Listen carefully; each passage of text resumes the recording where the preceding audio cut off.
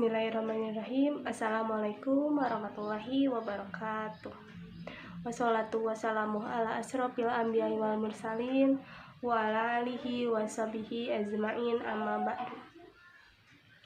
Yang terhormat kepada dosen pengampu mata kuliah Ulumul Quran, yakni Bapak Haji Asep Dadan Wildan SAMA. Sebelumnya, perkenalkan, nama saya Syaidatun Ainun Nisa dengan NIM 12180302004. Di sini saya akan sedikit mengulas kembali materi tentang munasabah Al-Quran.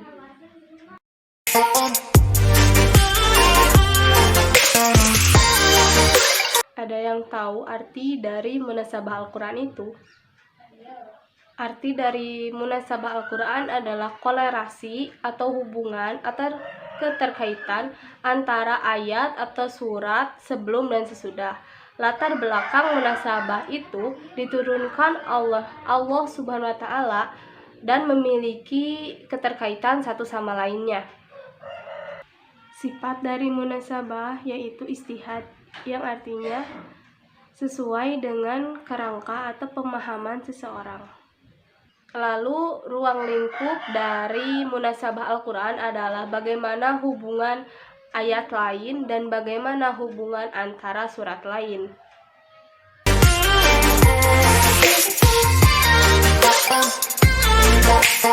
Pengertian munasabah menurut para ulama, yang pertama ada menurut Az-Zarkashi, munasabah Al-Quran yaitu suatu hal yang dapat dipahami tatkala dihadapkan pada suatu akal yang logis. Yang kedua, menurut Mana Al-Khoton, munasabah adalah sisi keterikatan antara beberapa ungkapan di dalam surat atau ayat, antar ayat pada beberapa ayat atau surat. Yang ketiga, menurut Ibnu Arabi, munasabah Al-Quran adalah keterikatan ayat-ayat Al-Quran sehingga seolah-olah merupakan suatu ungkapan yang mempunyai kesatuan makna dan keteraturan redaksi. Jadi munasabah merupakan ilmu yang sangat agung.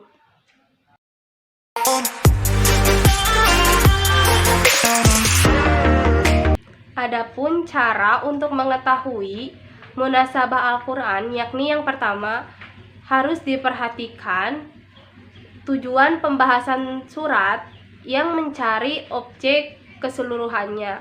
Yang kedua, memperhatikan uraian ayat-ayat yang sesuai dengan tujuan yang dibahas dalam surat. Yang ketiga, menentukan tingkatan prioritasnya dengan ayat yang berhubungan. Yang keempat, hendaknya memperhatikan ungkapan kebahasaan atau bahasa-bahasanya yang tidak memaksa.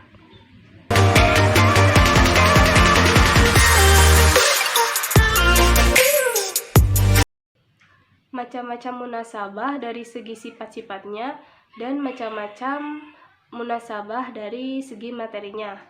Yang pertama, munasabah dari segi sifatnya dibagi menjadi dua lagi. Yang pertama, zahil irtibat atau kolerasi yang transparan. Artinya, kolerasi atau persesuaian antara surat atau ayat Al-Quran yang satu dengan yang lainnya tampak jelas dan kuat. Yang kedua ada khofiyun al-irtibat atau kolerasi yang terselubung. Artinya yaitu kolerasi antara bagian atau ayat Al-Quran yang tidak tampak jelas, sehingga jadi seakan-akan masing-masing ayat atau surat itu berdiri sendiri, baik karena ayat yang satu diatafkan kepada yang lainnya atau karena yang satu seakan-akan tampak bertentangan dengan yang lainnya. Yang selanjutnya atau yang kedua ada munasabah dari segi materinya. Nah, munasabah dari segi materinya ini juga dibagi lagi menjadi dua bagian. Yang pertama ada munasabah antar ayat dalam Al-Quran, yaitu hubungan atau persesuaian antara ayat satu dengan ayat yang lainnya. Yang kedua ada munasabah antara surat dalam Al-Quran, yaitu persesuaian atau kolerasi antara surat satu dengan surat yang lainnya. Nah, munasabah antar surat dalam Al-Quran juga dibagi lagi menjadi 5 bagian. Yang pertama ada munasabah antar nama surat, yang kedua munasabah antar nama surat dengan tujuan diturunkannya, lalu yang ketiga ada munasabah antar kandungan surat secara global dengan kandungan surat berikutnya. Keempat, munasabah antar awal surat dan akhir surat. Nah, lalu yang kelima, yang terakhir, ada munasabah antara penutup surat dengan awal surat.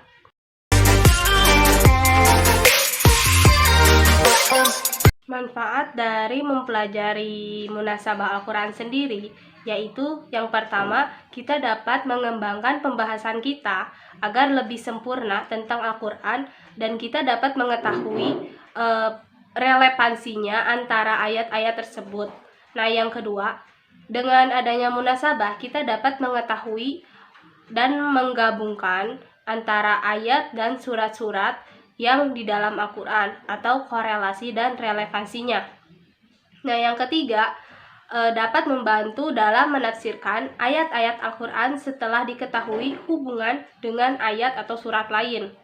Jadi, dapat disimpulkan bahwa mempelajari munasabah Al-Quran itu sangat penting agar kita bisa menyampaikan secara logis dan sempurna tentang konsep-konsep tertentu di dalam Al-Quran.